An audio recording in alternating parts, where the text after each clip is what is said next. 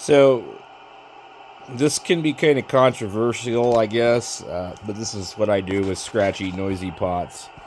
I use some spray, and I don't use the oxit. I don't know what the hell's in the stuff, but I've seen it damage certain things. I think this can too, but this is probably mostly fish oil or petroleum.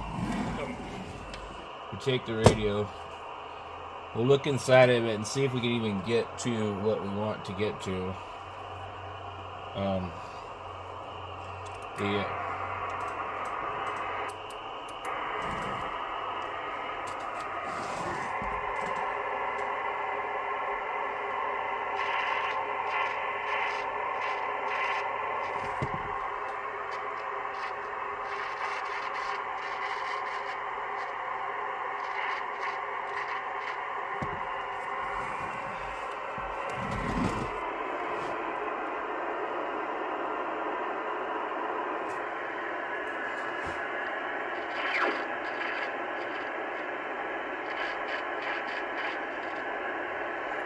Unfortunately, the pot's like the wrong side facing.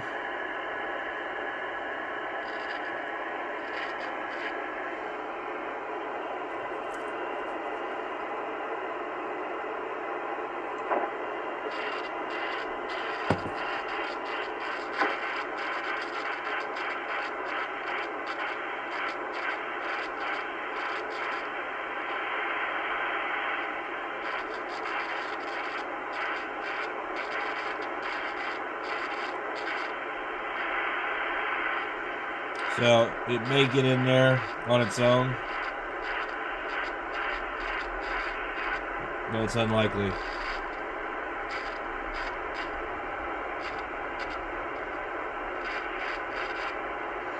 So I'd have to basically tilt the face of the radio again, or somehow like get in there from a different angle.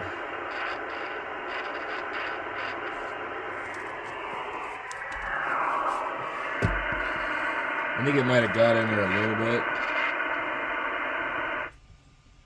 but not very good.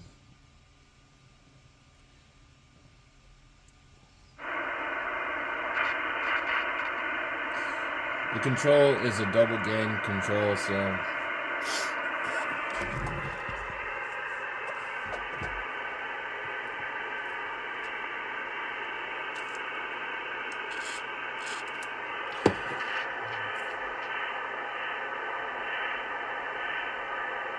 it was definitely in there that time. So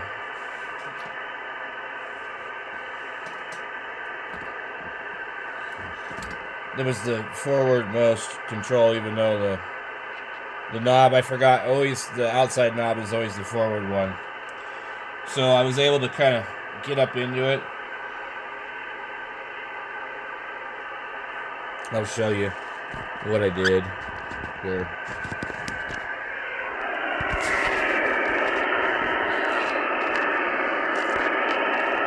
So it's literally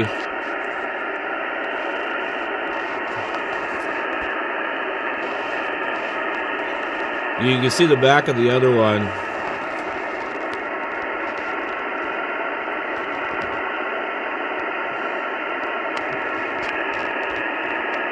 So what I did was I just gave it a little squirt above it while I was rotating the thing quickly back and forth.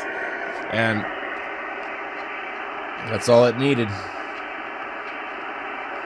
So you want to be careful with this, because just keep in mind, you could damage the pot. Some of them have sensitive plastics inside of them. But usually these radios from the 80s are okay with it. As you can see here, I shoved the instructions in the PyX board inside this radio. And I put the ICOM one back in here. I prefer to have the ICOM board. We'll look into extra backup parallel battery. We'll look into doing that soon. That should be a pretty simple modification. And if something ever does go wrong, well, we have the PIX board and we know it works. It just has a goofy clarifier function. I don't think you should have to reset your clarifier every time you turn your radio on to get it to work. But they do tell you that in the instructions. And you don't really have much choice if you need a board. There isn't anything else that I know of that you can buy. So either buy it or don't have a backup board or don't have a working radio. There's your choices, you know. We're lucky that they're even available. So anyway, I'm just kind of slowly getting this thing fine-tuned. Like I said, I need to get screws and stuff for it because they've all been really badly damaged.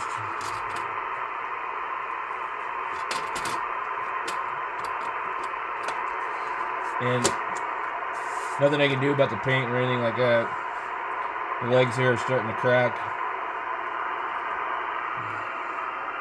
It's pretty normal.